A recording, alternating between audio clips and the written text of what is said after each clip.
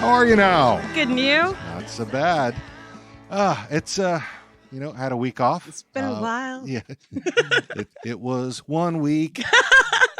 So had a week off for business stuff. I got to pay the bills, right? Well, oh yeah, because a teacher, I ain't gonna do it. I mean, seriously. And actually, I was really grateful to have this last week not having to think about too much because it was the first full week of school and. The honeymoon is definitely over in my classroom because the first few days are always just beautiful and wonderful. It's the good times. It's the good times. The good times, they feel so good. And the hits just keep on coming. So, literally. So, we're going to have a PSA real quick. Yeah. There are some folks who watch Letterkenny who don't understand its inclusivity. And so, Letterkenny, and accordingly our show, How Are You Now, is a show that supports inclusivity. If you find yourself offended by LGBTQ plus positivity, feminism, race equality, or sex positivity, you should look elsewhere for your entertainment. So just saying, there's a lot of that in this show. And if you're not paying attention to that, if you're not seeing that, you're not paying attention. Mm-hmm. And maybe it's because it's normalized in this show instead of, like Glee, which went out of its way to point out right how inclusive it was. Mm-hmm. This show will kind of like out of the corner of its mouth objectify a woman in a way that actually is making fun of the people objectifying her. In order to call out the degens from Upcountry. Exactly. So, which is kind of what's happening on our Facebook page. Yeah, it's been happening there and on Twitter, and so yeah, they're showing themselves out. It's all good. So it just helps us figure out who to block. Pretty much. So this episode this week is going to be a great day for Thunder Bay, which is episode 6 of season 4, which is the season finale. Granted, the next episode of the season is Super Hard Easter, which is it's a holiday episode. So anyway, it is what it is. But this is the season finale.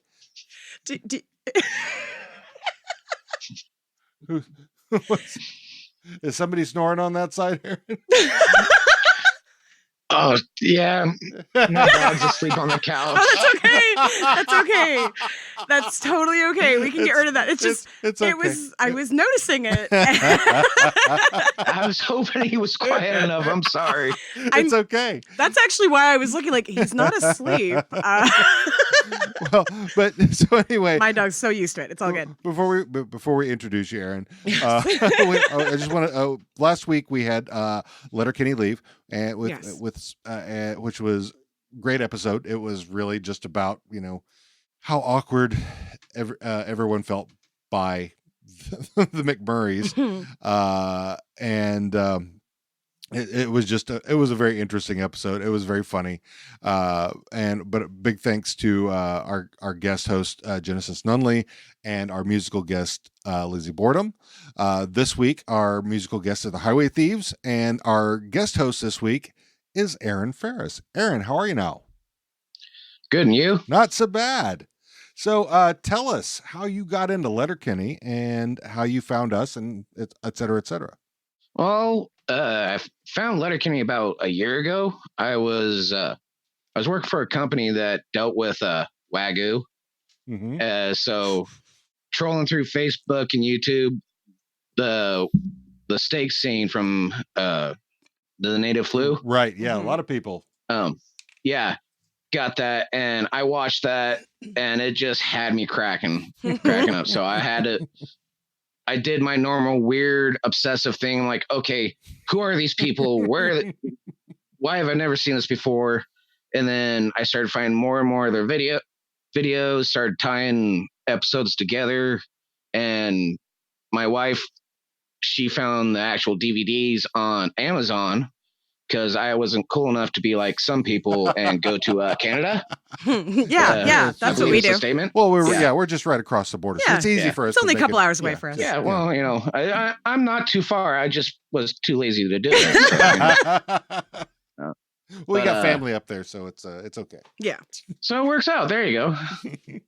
But then once I found out it was on Hulu, and they found out on Hulu, and they're like 1 free month. I'm like, I will take that. And and that one free month, I watched it back to back 3 times. Nice. So, yeah, it was definitely, I'd come home, had a rough day at work, start laughing, start working in my garden, and, have a good night. Yeah, totally. I dig it. That's, if there's something that you can find like this that really it takes your mind off the shit of the day these days, absolutely. Yeah. So yeah, this is a really good show for it. And how'd you find us? Again, just the obsessive thing, trying to find. I'm like, I knew everybody has fan casts out there, it seems like. So I was like, yeah, well, I listen to a bunch of podcasts at work. So, Letterkenny podcast, and you were the first one to pop up. Really? I don't remember the first episode I listened to, but I heard you two and just your banter back and forth I was stuck. I was like, all right, every episode, let's do this. That's awesome. Well, I definitely appreciate that, because sometimes I feel like I am such an idiot. Yeah, I'm constantly questioning, what do I bring to the table here? Right. So. Like, you do all the work. I just make you laugh. I don't know. That's important. Laughter's half the job right there. Oh, totally. True. So yeah, so this episode, A Great Day for Thunder Bay, is the season finale, like I said, of this season. Yes. Granted, like I said, the next episode is part of this season, but it is not of the season. Yes. Okay. So like the other Christmas and etc. specials. Right. Exactly. It's our seasonal bonus episode. Yes. Exactly. Right. And so yeah, that's become a tradition with this, and as Wayne often says, well, you don't fuck with tradition. True story. So fuck don't. No, you don't. So we start off this episode with our open. Wayne is out with all the puppies. There are so many puppies, and they're adorable. And Wayne, as we know, like as Jared Kiso is a big animal lover, especially with the puppies. Oh yeah. So they have a discussion about sexting. And there's a lot of back and forth. Derry doesn't quite understand. I am stuck between feeling like Derry is very endearing in this and feeling like, how the fuck do you not know what that is? Like, figured out. I can't quite figure him out when it comes to the naivete, because in some episodes he's really naive, right, and in some he's the one who imparts the knowledge. And you could say the same thing with Dan. True, because Dan is but with Dan he's very like, well, I just don't know. He goes, yeah, well, I sexed all the time, and then he says maybe it's lots of load. So I will say I definitely relate to Derry on some of the naivety, on being naive, because there's certain stuff that, like, my daughter will bring to me, and I'm just like, what? Yep. Run that back one more time with feeling, please. Yeah. I've got a kid. My son is 16. My daughter is 19. Yep. In a month and a half will be 20. Yeah. Both of them use all of it so ironically, but yet it's become vernacular. My son will show me memes, and I'm like, what? Can you explain this to me? He goes, no, it's not supposed to make sense. I said, well, it's achieved its goal. Yeah, I was like, you could have succeeded without even showing me, and it still would have achieved its goal. so yeah, I definitely don't get that. There's some that are just really odd that I will just laugh at because of the oddity of it, but there's some that are just so odd that just really are fucking out there. So you humor him a lot more than I do. I'm usually like, I don't get it, and I'm not going to try. So anyway, Wayne's got an issue with all the technology, and he talks about how his Uncle Eddie, who we first know from Uncle Eddie's Trust, met his Aunt Mary, or Aunt Marion. There's a whole discussion about how that they were at a sock hop, and he goes over there and asks to twist, and all of her gal pals just, can you believe the sailor coming over there? And then who walks in? Elvis Presley. Oh yeah. And so there's a whole story about how the whole kaleidoscope of characters there. Oh yeah. Right?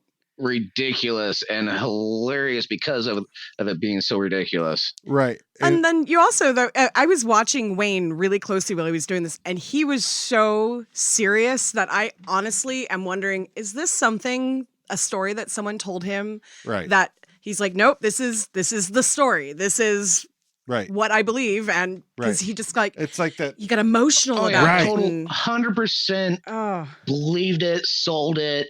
Yeah, you would have bought ice from him in Alaska. Right? Exactly. Exactly. Yeah. It's and then the whole story. But I also, I kind of want to get into that more in like the theories, but I also felt like, without spoiling the entire episode and the stuff that happens in future episodes, I felt like as he was giving this monologue, he was almost telling himself what he should be doing and who he should be as a person and in a relationship. Yeah. Because that's really kind of the crux of this episode. Yeah. Even though, I mean. And things have been brought up before about how people don't see Rosie around. And by Tanis. And by Tanis quite a bit. Yeah. Yes. Yeah. So, so he goes through the whole story about how he met, how Uncle Eddie meets Aunt Marion with a big fight between Elvis Presley, John Wayne, Johnny Cash, Buddy Holly, John, the Beach Boys. Right. Let's see who else. Little Richard's there. Chuck Berry, Bing Crosby. Chuck Berry's there, and Ray Charles comes in like halfway through. Oh, and let's not forget about what was it? Sammy Davis Jr. switching halfway through. Right. So like fighting Dean Martin. Martin. So there's that whole he tells that whole story, and everybody's just really impressed, and then. This is, so it just makes you stop and think about all the glory you're leaving on the table. And then what kind of glory does he think he's leaving on the table? Yeah, I don't know. So anyway, at the end, Derry gets a phone call and says, "Hey, it's her." Well, what she says, "New phone, who dis?" Ooh. LOL. Ouch. And then we go to Sports Been Saltra. there, done that. Been there, done that. Yeah. I will admit to nothing. Yeah. Ghoster. So anyway, when we cut to this is the first time we see an episode of ESPN Sports Center, and it's spelled Santra. Santra. And it's who are the two guys? Jay and Dan Toolsy. So they have a whole discussion about how the Brothers Bay are coming back to had me cracking up because did they not nail a hockey announcer? Right. Oh yeah. Freaking with the name, mannerisms. Yeah, I don't know if this is nothing but scribble. It's gibberish. So I don't know if they're the actual. They may be the actual guys. I did. Now I'm going to look it up. I did not research that, but but the whole talking about how that Letterkenny is known for its brawls and hockey, but he says, "Are you familiar? Have you ever heard of a curling brawl?" Cribbage, and then a cribbage brawl. Cribbage brawl, which you've taken teaching one of your friends how to play cribbage, and I expect to see a brawl coming up. I did just teach a friend how to play cribbage not that long ago, and she in turn taught her husband, so we could totally get a cribbage gang going. So, after that whole Sports Center thing, we're back at the sports stand, the produce stand. Yeah, go ahead. I wanted to say something real quick. Like, right at the beginning at the Sports Center one, they're sitting there bantering back and forth, and Tools he mentions, "That's why I won't never take a drink out of Gina Rita's mug again." Right. I actually had to figure out who the hell that was. He was actually a pretty well-known Canadian sports announcer. Really? Done the Olympics and stuff like that. Yeah. That's awesome. I did pick up on a couple of those that I'll get into later when we get into the trivia section. But yeah, that's let me actually write that down. The Gino REDA. REDA. I will make sure that I put that in the notes for the trivia.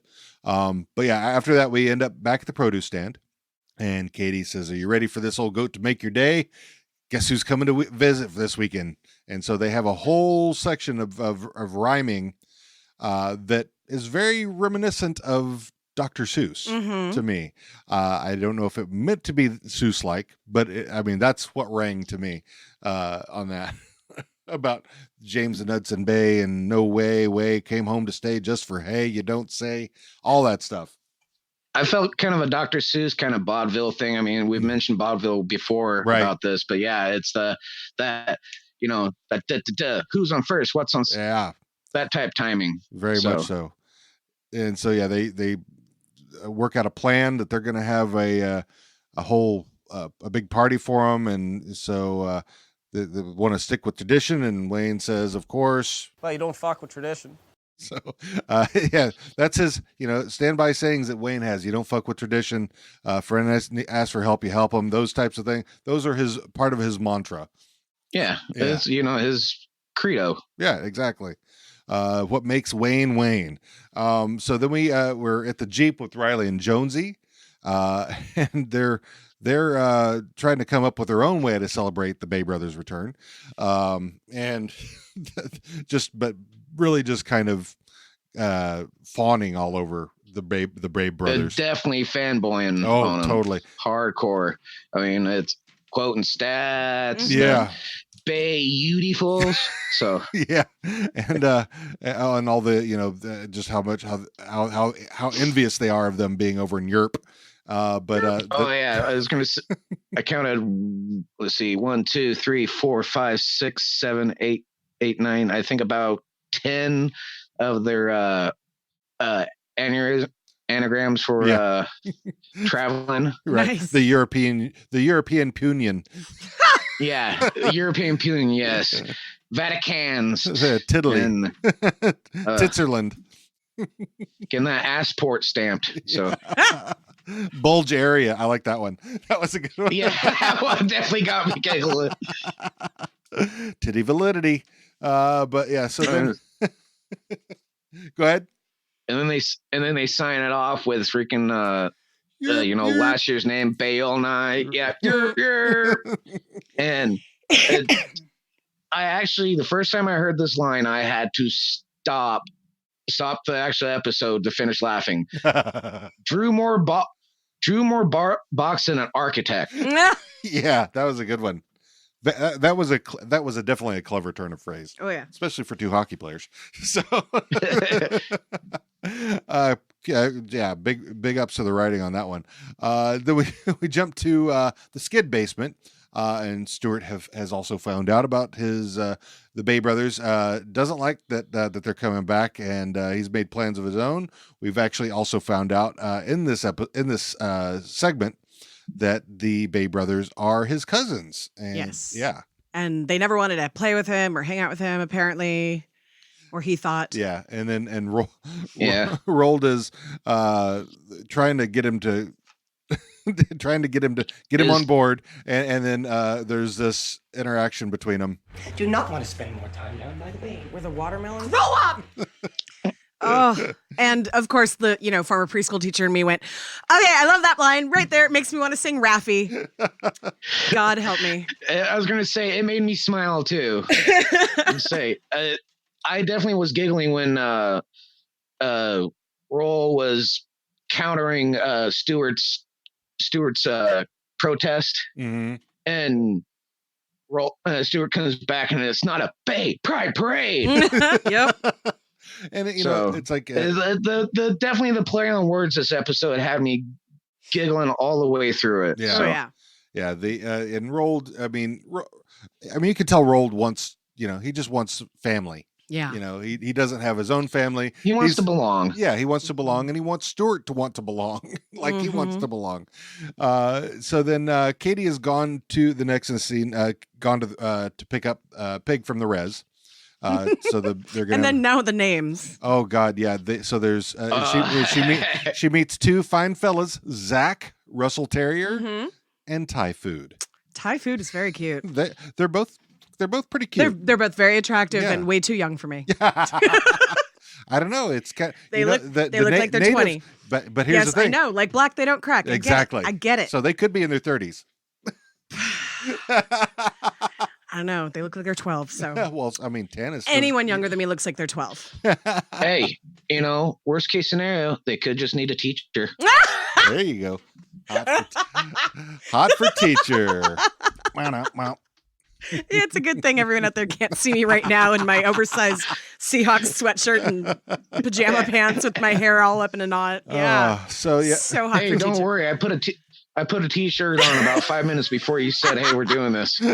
As did I. Yep. I was in PJs. You were in nothing. Well, I was in nothing. Well, I did put it because it actually has gotten fall season here. Thank God. Oh my God, it feels so good. I don't even have to have fans on in I here. know. And it's not muggy as I'm fuck. not sweating. I'm keeping my sweater on. Sorry, way too excited for not muggy. Yes, thank God. She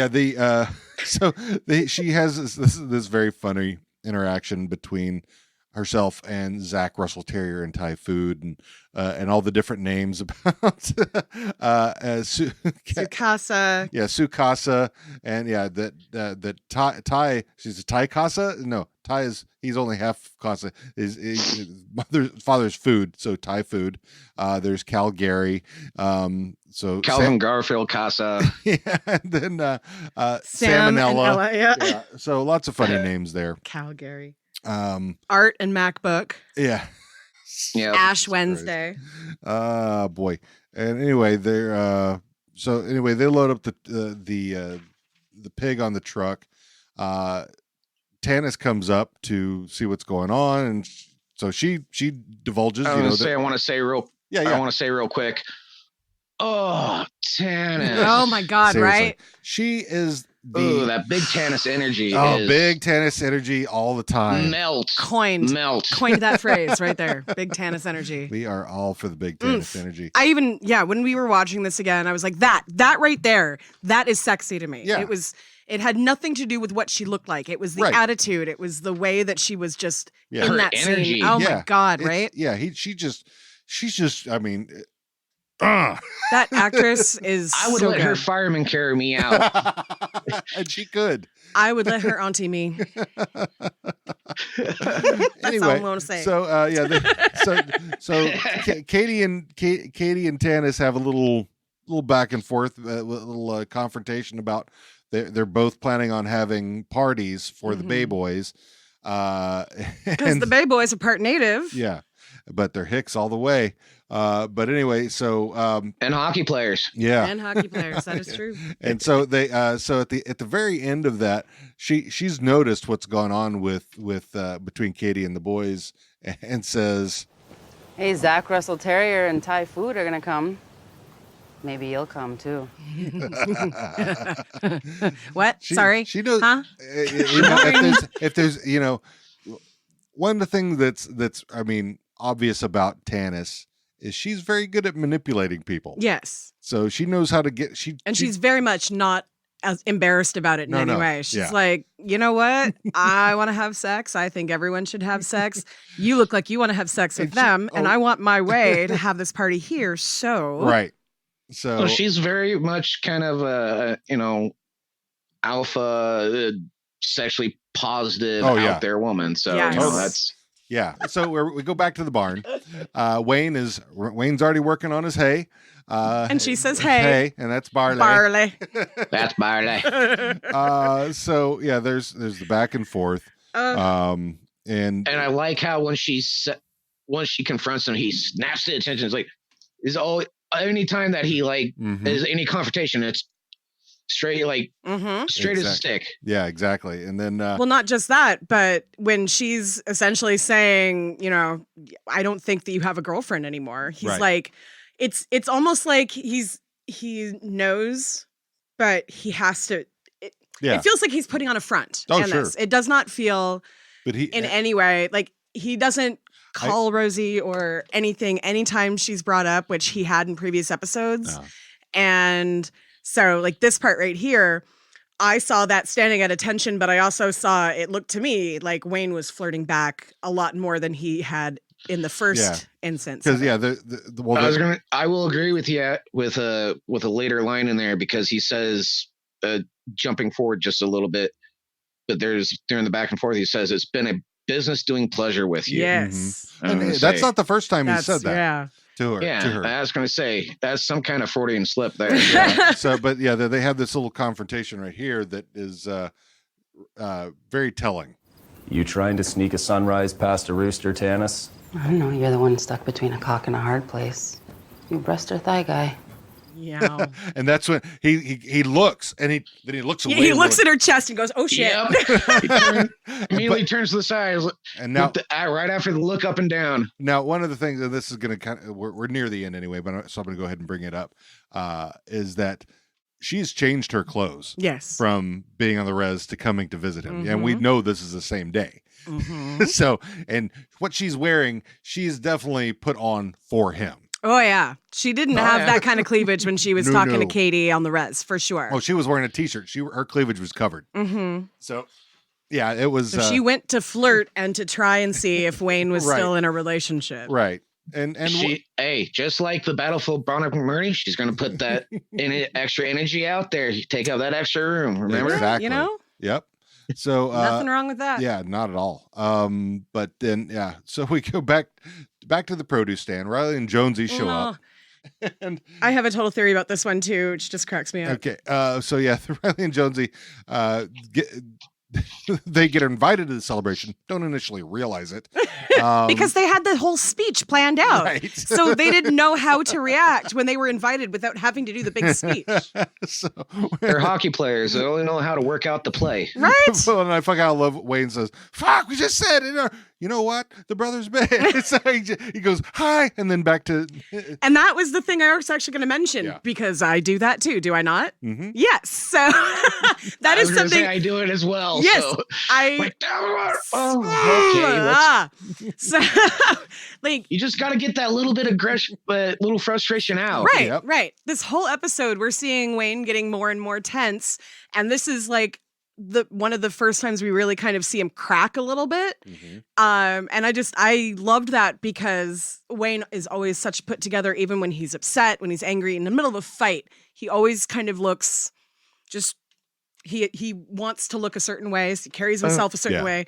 Very deadpan. All previous episodes, anytime he's ever frustrated, it's always like take a migraine. So, yes, you know. Exactly. Okay. Okay. Okay. But in this, it was like, And he couldn't hold it anymore. And I absolutely do that. Right. And then so after Riley and Jonesy leave, Stuart calls up and is basic, and she says, "Yes, you're invited, Stuart." And she goes, he doesn't want to be invited, but he's showing up because he feels he needs to confront his family. them. It is family. So so and then from there, we're right at party. We're right at the party, and the celebration started, and they the booze is flowing. Everybody's there except for the Brothers Bay, and they're like, "Where are they?" And so finally, they show up, and they've got some interesting friends in tow. They had a meeting. With five, the horizontal mambo type of meeting. Including Angie. So we've got the Big City Slams. They've got the gym babes, Gym Girl 1 and 2. Right. Yep. The Big City Slam. Big City Slam 1 and 2. Yep. And then Angie. the topper on the cake, Angie. Yeah. Yep. So she my guess is that Angie decided she was going to get in it, not only because she's a puck bunny, but she was going to end up at the party. Yeah. That's what I think, because this is not the first season finale where Angie has shown up. True story. So I think that's also very telling of Angie. So, and then big props to, so they have this big meeting when the boys show up and, welcome them back in this very kind of hokey way. I like how every class in Letterkenny welcomes him back, because it, like Wayne said the whole time, the James and Hudson's Bay, home for Hayes, a way for them to show that how proud they are as a community. Right. Mm-hmm. So, and that's kind of one thing I took from this episode. Because once they do all the, the greetings, James and Hudson asks for Stuart, and he comes shooting up. Mm-hmm. Or they make up, and they talk. Let's go have a puppers, right? And I and fucking love a puppers. Let's have a puppers. But what they close with is, because everybody's like, oh, they're hick, they're native, they're hockey, right? And so James and Hudson close we're family, yeah. And that's what I took from the whole episode is no matter what you are, your family. Right. And That's the show. That's been this show Yeah. from the start. I mean, that the end of season 1 with the big fight. Well, and I wonder, because at the end of season 4, they did not know if there was going to be more. This was right at the stage where Hulu was about to pick them up. Right. And they were about to become a big thing in the US, but they didn't know that yet. So I do wonder if kind of there was a little bit of a, well, just in case, let's make a nice, neat little bow on the end of that. And then they got to do their bonus episode. And then, hey, we've got 3 more seasons that are coming out. Yeah. So, my thought. No, I'm happy. I'm happy for him, dude. I can't wait for season 7. So Totally. Yeah, it's we're less than a month away to October 14th. Heavy breathing. So that's and then it ends with Wayne. What looks like he's walking off. It appears you would where's think. Tanis? I mean, so yeah, where's Tanis? And he looks one way and another. He sees She kind her, of gives him a little look, and then little nod. he tries takes. to find Tanis, and she puts out her Tanis energy. Yeah. Again. Yeah, and so I mean, at least that's the way it appears because we don't see them together. We just see her off on one side, him to the other side, and then him leaving, and then fade to black with all the the music and the fireworks still going. So Mystery, right? I mean, that's how you end a season. Give a little cliffhanger. Yeah, right? always. So that was. And I kind of love that it's Tanis again in this season finale. Yeah, that I mean, Tanis has been a recurring end of the season character to kind of throw a wrench into Wayne's life. Right. But like I said, this whole episode seemed to build to either Wayne and Rosie are no longer together, or Wayne has basically started making up his mind that he's going to end it. Right. Because it's, everyone, where's Rosie? We haven't seen Rosie. Everybody's talking about you and Rosie. And he's like getting more and more. Mind your beeswax. Yeah. And telling this grand romantic story about beating up these, rock stars for the hand of the girl that he liked. And it's this episode on its own, honestly, is probably not my favorite episode. No, it's got a lot of great little stuff. The ending, the nucleus of the story. Yes, I like, but compared to some of the other episodes that have really a lot of meat in it. Right. This had some meat, but it was like it was a slow burn. A little bit more of a fluff one. I mean, they had a good solid at least underlying meaning. Yeah. But it was definitely kind of a fun, let's play with words type episode. Yeah. Yes. Yeah. It was stuff that you would see normally in an open with the the like like what they do with the cold opens. Right. Right. So and then so this kind of brings us into the thoughts, theories, trivia, questions, observations section. So let me from our DGens on the internet. So on from our howareyounowpod.com website, we have a question about, it says, are the Bays really that great if they left their family and a couple of dense hockey players to hay for them all day while they're having an all-day fuckathon? Wait, are they really that great because they did that? Or are they? How can they be considered so great where they've shirked their duties? It's because they're so great that they got away with that. Yeah, that someone was willing to be there and do the job for them and not complain about it. Yeah, so that's basically it. And it was one of those is like, well, they've been playing hockey. I'm assuming like the passive mentality would have been, oh, they're playing hockey, so we will help make sure the chores are done, so that what are they really doing in town? What was the meeting? That was my question after the whole thing. What? Because I figured with the way the girls were coming out of the truck, they would at least been like on the news, a police escort or something. Yeah, they just I don't know. I mean, I understand it's the sports star privilege, don't get me away. It's not right, but I mean, that is what happens. Oh yeah, totally. So yeah, it's but you think because they are full hick all the way, the morality of Wayne, which is alpha hick, he would never do that. So no matter how famous he got, right? Though I don't think he would like being famous. No. But, No. but yeah. No. So then We found that with the Ag Hall Right? episodes. Yeah. Yes. He didn't. He'd rather go mow grass as his campaign than do videos and stuff like that. Totally. Then we got Valerie Lopez from Facebook, Valerie! who's been with us for a while now. She says, this is a rare one for me that I don't love this episode as a whole. Basically, kind of like what I said. Yeah. I do absolutely love the ridiculous names that some of the res guys have when they're talking to Katie Cat. But I bristled on seeing the end scene with Wayne and Tanis. No spoilers. But this episode made me so mad at Wayne, who up till now had been a stand-up gentleman, a good guy, a real good guy. So poll for our beloved host and audience. When Wayne went to the barn, did you think he was up to no good or just going to chat with his friend Tanis? Oh yeah, no, he was gonna. She gave him the big eyes. Yeah, He was all about it. She definitely big-eyed him, Yeah. and it was with that Tanis energy is kind of a double barrel right there. Right? So Yeah, but you got to think that with Wayne and his very strict moral code, that he would be the proper gentleman and not cheat. He did not like cheating when Angie did it to him at the very beginning. Right. So yeah. I would have had. I would say the difference in this though is I feel like this episode is us watching Wayne decide to break up with Rosie.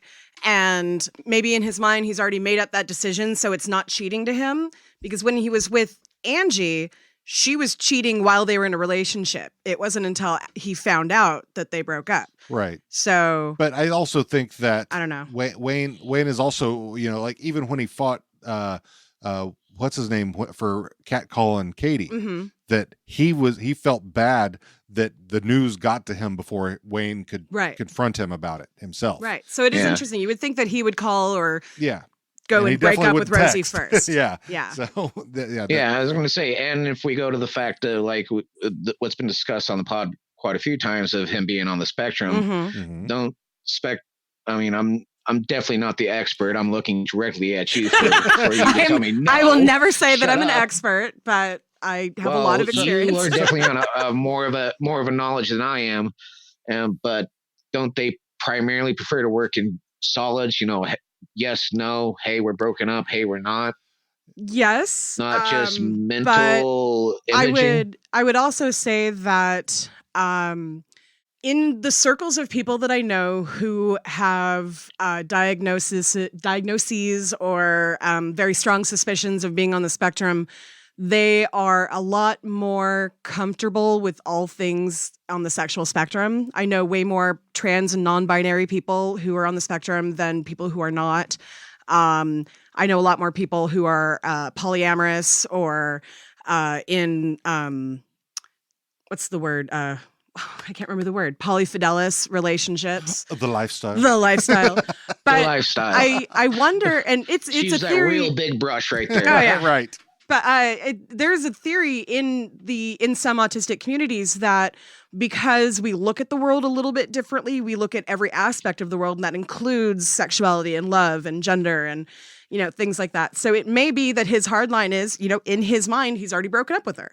Yeah. Now, I'm not saying that that's right, because I absolutely do not believe in cheating, but maybe that's just his. And we don't actually even know if he actually sleeps with her in this. We know that they've slept together in the past. She wants him to. We know what happens at the beginning of the next we season. do, but we're not jumping ahead right now. Right, exactly. But, no, we don't do that. Yeah, but it's right. But we do. We don't have a time machine. But if we know, okay, so let's just use evidence what we have of Wayne so far, knowing what we know about Wayne.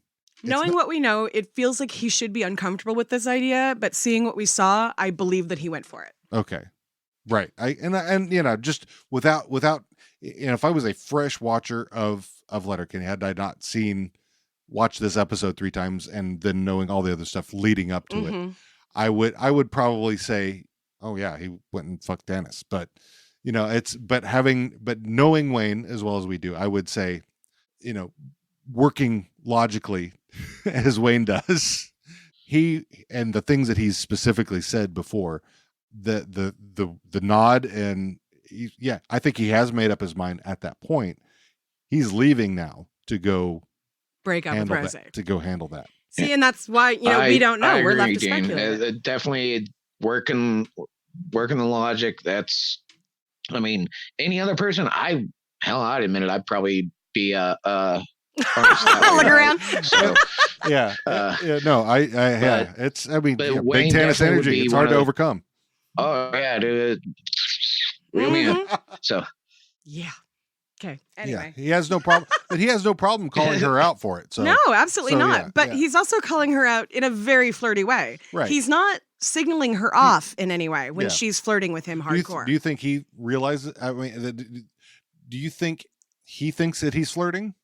Now that's a different question because I have definitely been known to flirt without meaning to. Yeah. Just by nature of once I start to know you, I am a different personality than when I just meet you. Right. Guilty as charged. Yeah. I mean, and sometimes, sometimes I am flirting. It's absolutely, I won't say I'm not, but. I used to do sales too, and it is in the sales toolbox. You got to schmooze. Mm-hmm. Well, schmooze, like, hey, how you doing there? Yeah. Oh, that's really nice dress you've got there. Oh yeah. All the things that you can say without that's make somebody feel good about themselves.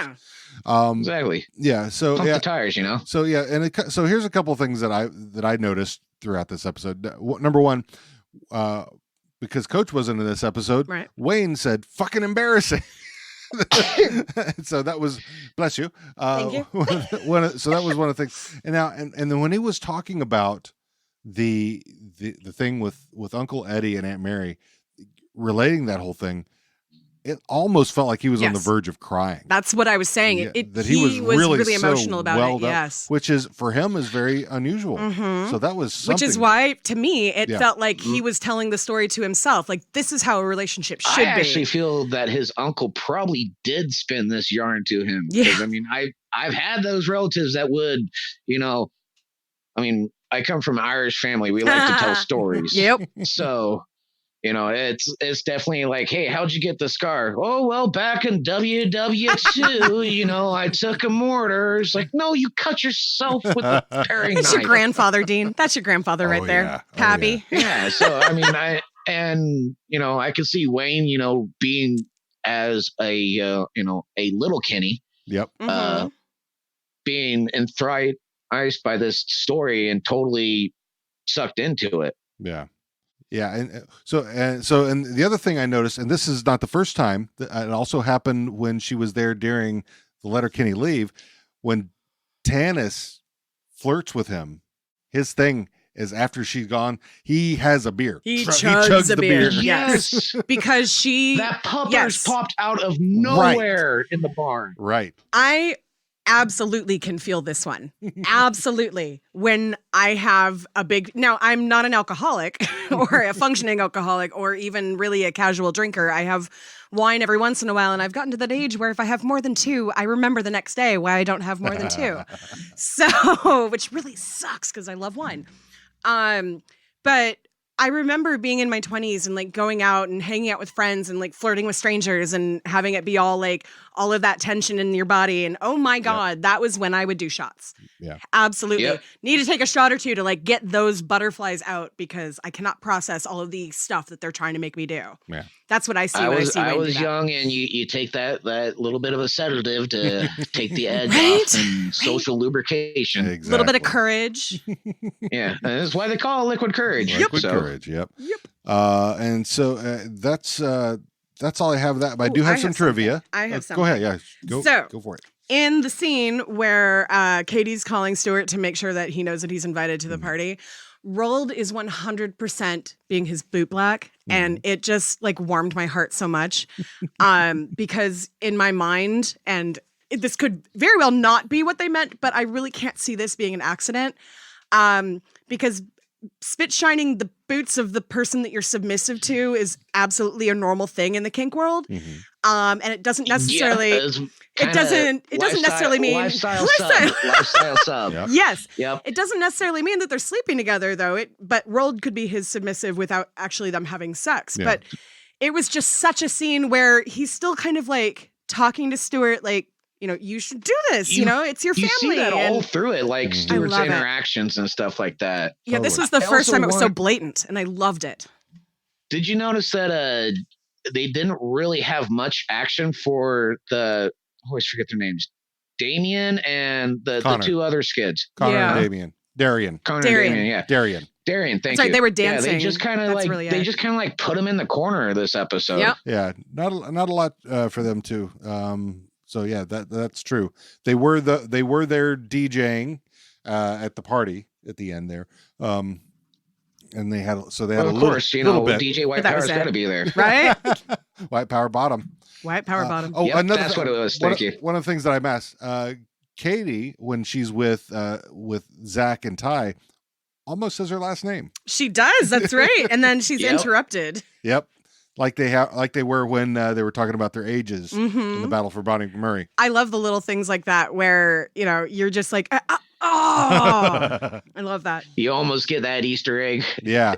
Well, I mean, and we still kind of got to look back at Fart Book. Was Campbell something she just put in there, or is that really their last name?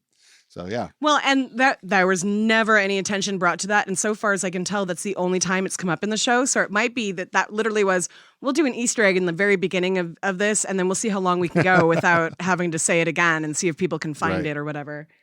Like, I can imagine with, you know, them thinking of something like that because they're so clever about all of that stuff. I don't feel like that would be a mistake. Yeah. So and then you got anything else? Because I do have some trivia. Nope, go for it. Do you have anything else, Aaron? No, I think I kind of blew my trivia earlier about No, it's okay. Gina Rita, That's what we so- do. That's So, absolutely what yeah, we do. No, because I have one that's similar to that. But I don't know. so Like, the I went a little super fanboy on this. oh, What can I hey, say? you know it happens. Sweater numbers 91 and 93 are the Bay Brothers. Mm-hmm. They are the Letterkenny top scorers in points, PIMS, and plus minus. Now, plus minus, we know what points are. We've talked about PIMS as well, but plus minus, which we have not talked about before, hockey term. I actually looked that up for this episode. As a player is awarded a plus each time he's on the ice when his club scores an even strength or shorthanded goal. He receives a minus if he's on the ice for an even strength or shorthanded goal scored by the opposing club. The difference in these numbers is considered to be a player's plus minus statistic. So Okay. Another piece of trivia, even though they have had vocal roles in the episodes, but Gail and Bonnie were both bartending, but they didn't have anything to say. Right. One of the things that was mentioned during the that Wayne had talked about was that Uncle Eddie was got a Bartuzzi, which is a reference to hockey player Todd Bartuzzi, who is known for kicking opponents. But he is also, Todd Bartuzzi is originally from Sudbury, Ontario, where they filmed the show. So then an omoplata, which was also something that was referenced by Wayne, is a shoulder lock wrestling move, usually from below. Okay. Yep, I was going to say it mentioned triangle hole or chokes to the full mount. a couple different jiu-jitsu moves mentioned. Yeah, so those are the ones that I which kind of heard again of, but was these funny were for very odd. the age. Yeah. This would have happened because Brazilian jiu-jitsu was not a thing yet. So Yeah, exactly. But Uncle Eddie knew it because he had probably been to Brazil Yeah. and learned from like Yeah, 'cause- some master of it. Yeah, the old man Gracie.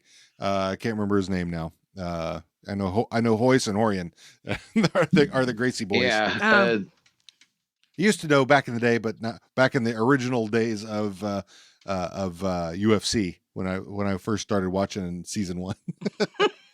But so that's all the trivia I have. Do we have any other trivia that? No, I named my stuff All already. right, so we're gonna now jump into Fuck. Fight. Fuck Fight Ferda. I I'm loving that now. That's my new little favorite thing. Just play that all the time. So this segment was literally what sold me on your podcast as well. Because when it came up, I was like, what? Hold up a second. I backed it up and had to hear it cue up one more time. I was like, this is legit what they're doing. All right.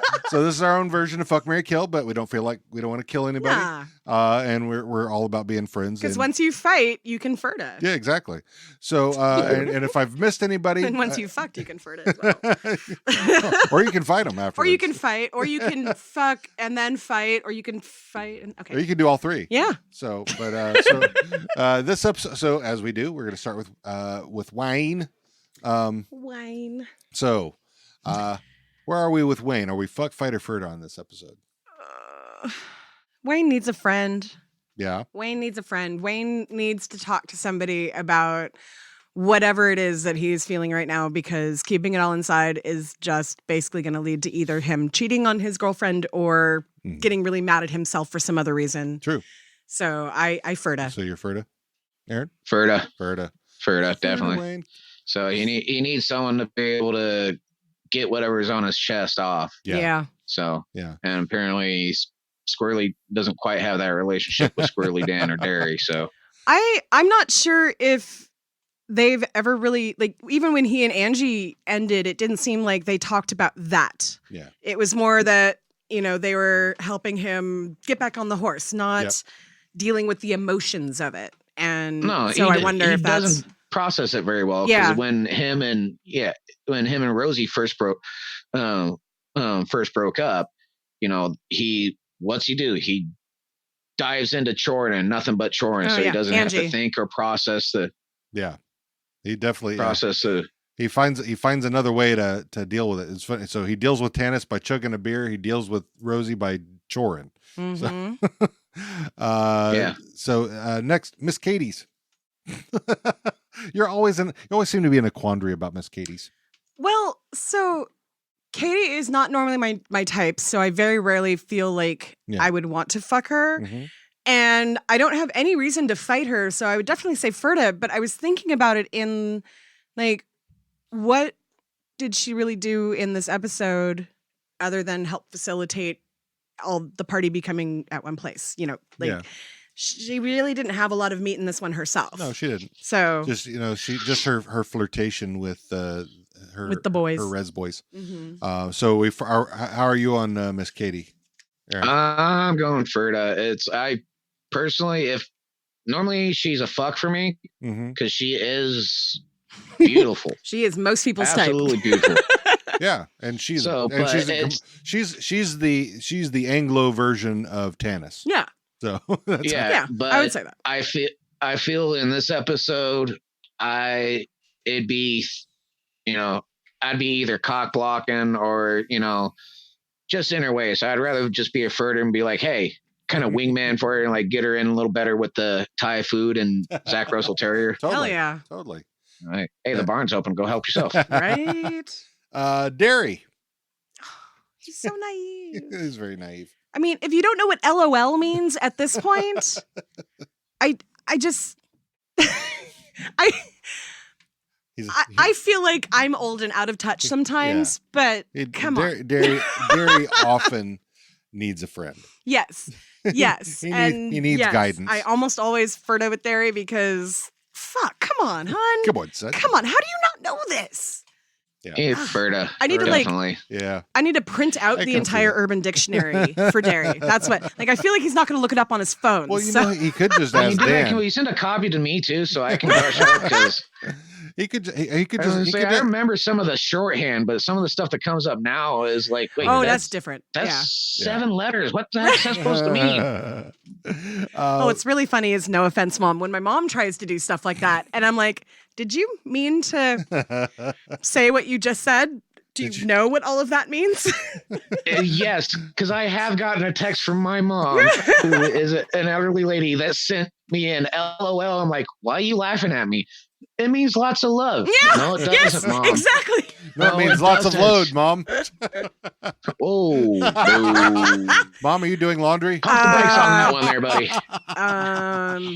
Now, well, I'm all for everybody enjoying their sexuality. I do not want to hear about my mother's or your mother's or No, just no. about anybody else's mother's right now. I was a teenager at home. I was a teenager / young adult. I heard enough, and I learned to, go sleep in my friend's house. Right? Yep. Sure. You do you, boo. Exactly. Squirrely Dan's. I mean, in this one, he didn't do a whole lot, but just the fact that he's like, oh, yeah, I sext every day. And I'm like, oh, that could be fun. I wouldn't mind sexting with I think him. the thing I liked about him in this episode was when Riley and Jonesy were talking about doing hay and said, lift with the legs. Yeah, do that. See how that works out for you. I have told people that answer before quite a few times. I used to do construction. They're like, so how do I lift? Legs or back? Try both. Let's see what works out for you. So yeah, he was very smiley this episode, Dan. So I like that when he big smiley Dan. I just love it. I'm going to Ferda, but Ferda with I'm going to flirt relentlessly and hopefully sex with him. You're gonna flirta. I'm going to flirt at him. Yeah.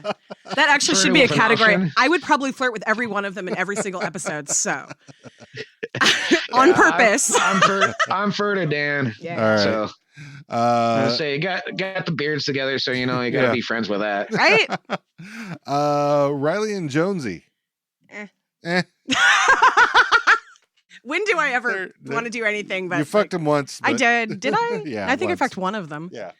When they weren't together. When they weren't together. You did, and it's when they were separate. It Yep, was one of the yep. few episodes that we did. So That sounds about like me. Yeah. There's just something about that personality that just I do not like it. I have seen it in male and presenting people, and it's gross to me no matter what. Like sometimes the scenes with them, I'm like, I'm going to tune out for a couple of minutes. And sometimes I love it. I mean, I love the way they chat and talk, but when they're in what they think is like a flirty mood, it kind of makes me grossed out. Yeah, it's very they bro. definitely can hit that social awkward moment. So And I don't like cringy moments. I don't like that feeling. I love the fact when you talk about that, because I'm like that too. Like when the TVs get like a TV show gets like super awkward. Yeah. There's one that you guys have mentioned that uses a phrase bazinga. Yeah. Yeah. It's instant, like change the channel, fast forward. Like I don't want to watch this. It doesn't feel right. Yeah. I mean, I like The Office, which was another one that had some really interesting things, but it there would was get just really super cringy. And I can't. Yeah, no. I saw one episode and I've never watched another episode of that. I mean, not sexually cringy, but just in general. Yeah. Well, even like awkward, sexual just awkward yes. cringy. Yeah. Like So- I don't like people having any kind of emotion on my own behalf. So when I feel embarrassed on someone else's behalf, I no longer want to see the thing that is making me feel that way. Right. Exactly. Yeah. So- and it's taken me a really long time to put that into words and explain why I don't like a lot of comedy. But that's pretty much the nail right there. True. So are we both we're Ferda, or are we fighting Riley and Jonesy? Ferda. There's no Okay. reason to fight, but No, they helped out with the hay. yes, they and did. They were dumb about it, but And at some point, they should learn how to wear long sleeves, but and pants. and pants. And pants, because they were even told to wear pants by Wayne, and they're like, "I'm not doing the pants, but I'll get beer." Yeah, no, Ferda, because All right, Sturt. I mean, I know exactly where he's coming from. I remember being the awkward kid that thought that my cousins all thought I was just a weirdo and didn't want to hang out with me, when it turned out that they just were also awkward and weird and thought that I was feeling the same way. So I get it. I'm gonna say Ferda. Okay. Yeah, I'm gonna That's say fine. Ferda on that All one. right. I'm saying Ferda. I was that awkward kid until like halfway through middle school, and I found other awkward kids and realized I'm not alone. No. I didn't So- find other awkward kids till like midway through high school. And then suddenly I was very popular because everybody's an awkward kid in high school. Yeah, well, high school's where I found the rest of them, so it definitely helped. Let's see. Rolled. Roldy.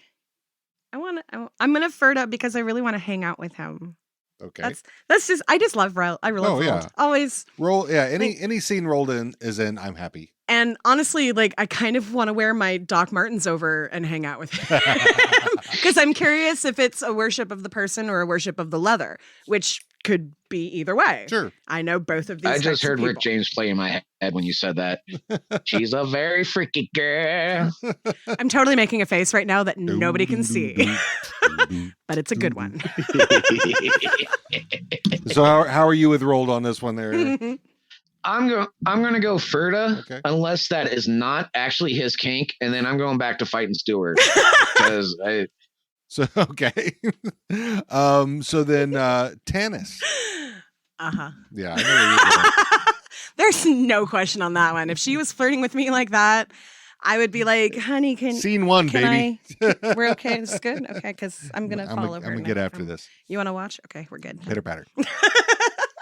Oh, definitely pitter patter with Tanis. As much as possible. Fuck. Surrender. I'll be her role. Yes. So. Totally. Tyson and Joint Boy.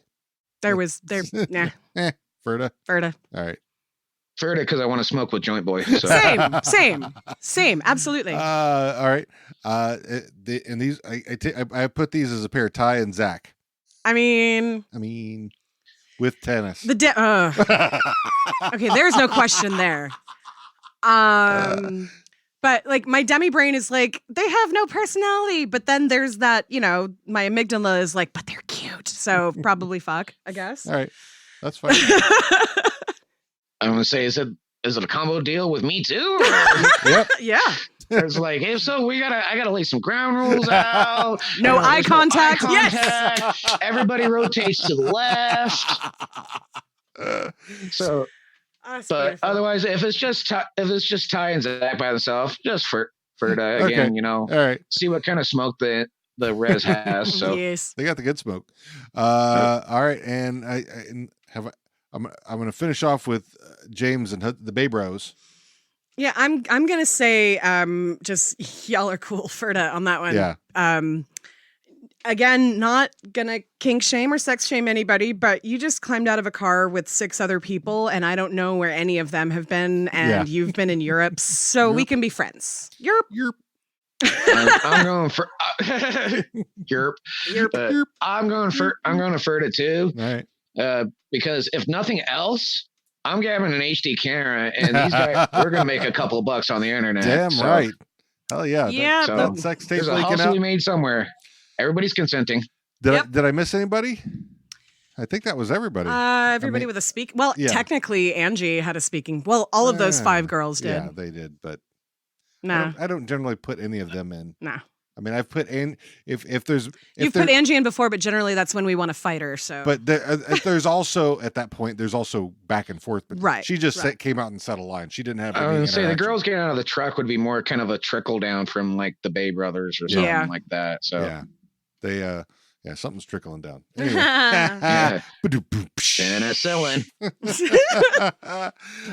But yeah, that's I think that sounds like it. Yeah. I mean, there's no Glenn. I mean, you got Angie and Gail, but they didn't say anything. Yeah. And Glenn. I know. Glenn. Why wasn't he at the party? Yeah. And Coach should have been at the party too. Fucking embarrassing. And the McMurrays. It was fucking embarrassing. No Coach. No, I mean, look at all the trash cans he missed. I know. I love Mark Forward so much. He is not only is he great as Coach, but he is a really good fucking guy. Great fucking guy. He's a great fucking guy. Great fucking guy. I mean, follow his Twitter. He's fucking hilarious. He is hilarious. He is really fucking funny. He's not fucking embarrassing. I watched a couple of his stand-ups via Facebook video. He gets me cracking. The fancy hats. That's probably that whole bit with the fancy hats just cracks me up every time. So before we end off here, Aaron, is there anything that you would like to plug? Or usually I do that up top and I just spaced on it, but we got too excited. Yeah. Blew your load. No worries, man. No worries. Actually, I guess I'll plug what I do for a living and help support. I'm in the recreational cannabis industry in Oregon. I'm a lab manager at Extraction Artists. We make distillate and CBD isolate.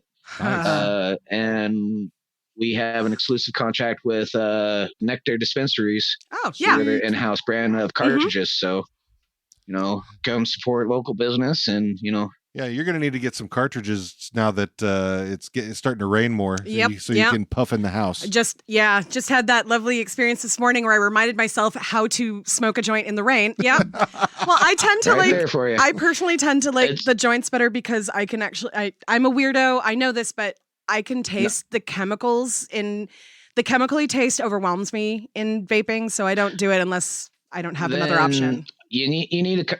You guys ever come down to my area? I'm in Hillsboro, which is just outside of Portland. Oh, yeah. We come to Portland every year. I'll give you multiple times in a year. There you go. Hit me up. I'll give you a tour of the lab. Maybe I'll see if I can't find a grower to come show you a couple grows or something like that. Nice. That'd be and awesome. I'll show you actually what good distillate looks like. I know what you're talking about out with the chemical, and I guarantee you're not going to taste that with us. But we also do what's a lot of the kids call twax joints, which are the pre-rolls mixed with got distillate and keef and stuff like that. Mm-hmm. We manufacture those as well. So nice. Come on by. I'll make sure you have a good night, okay? Dean's going to remember that. I'm pointing at him to say he's going to remember. I'm the pothead. I got you taken care of too, Dean. I got a buddy that owns the edibles kitchen too. So I got to wait till my my psych meds are evened out before I can do any of that stuff.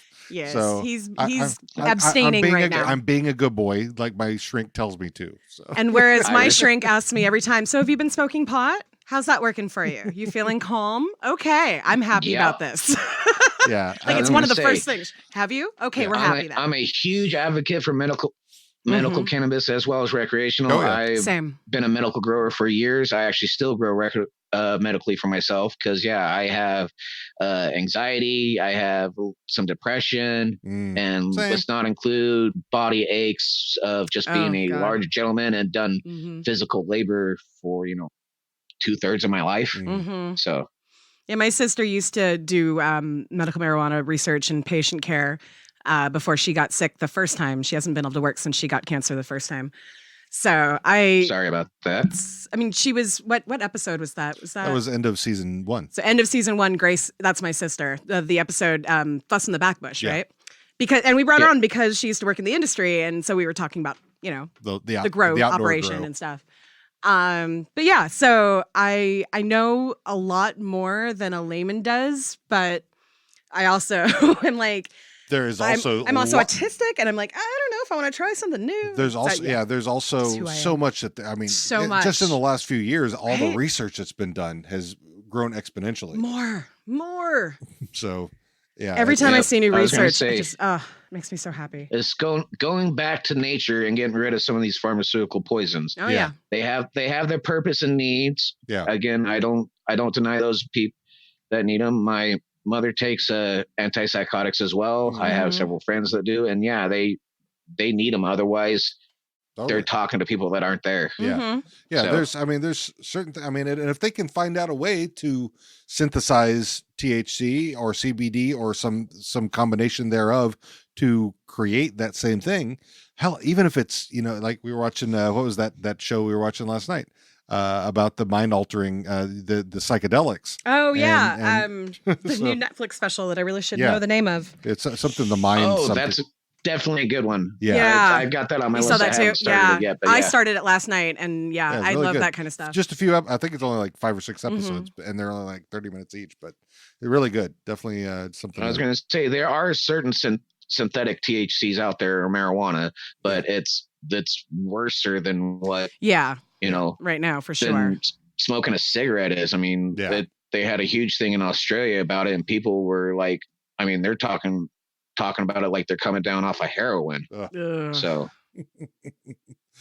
And on that note, lovely. Organic is definitely a little nicer way to go. Sorry about that. Yeah, it's okay. Go out and smoke your pot. It's natural. Go smoke your if weed. you believe in God, He made it for us. Or do your peyote. Or she or they. That's... or mushrooms or DMT or whatever it is that makes you feel good. Go and do it. I fully support you.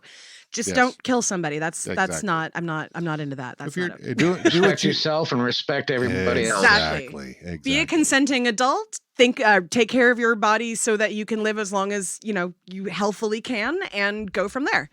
Morality doesn't have to be scary and limiting. Exactly. Anyway, sorry. And on that note, Aaron, thank you so much for joining us. Yes, thank you. It's been lovely and a pleasure. It was a blast. I've been waiting. I've been anticipating. I was actually quite nervous when you dialed. I'm like, oh! I was sitting there puffing my pen before you got on, so I apologize at the beginning. I'm a little bit slow warming up. I am every time, so it's all good. We're all just buddies chatting about a show that we love. So that's really all it is. And we appreciate you coming on and having this time with us. It's been a lot of fun. And shout out to the Highway Thieves who have got our music for this episode. And we'll have all that information at the end of the episode.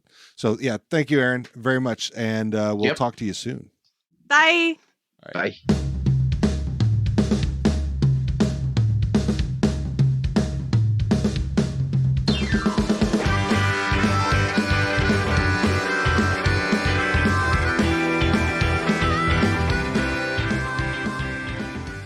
Thanks for listening to this episode of How Are You Now? If you like us, subscribe and give us a nice review. If you don't, well, we're not for everyone, but we thank you for listening anyway. If you'd like to contact us for any reason, we can be found on the interwebs at howareyounowpod.com, on Facebook, Twitter, and Instagram at howareyounowpod, and via email at hosts@howareyounowpod.com. A big thank you to our musical guests this week, the Highway Thieves. You can find them at thehighwaythieves.bandcamp.com. Their other contact info will be in our show notes. See you DJs soon.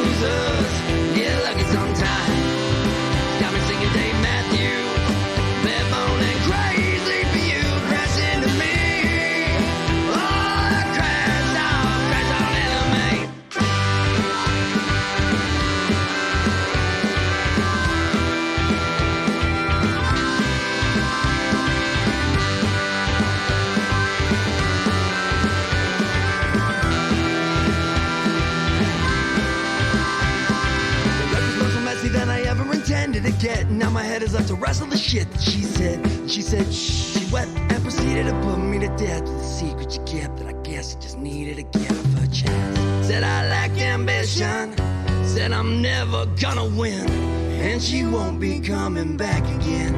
She's going to California, just like Led Zeppelin. The way that she left when the weather run dry. When the weather run dry.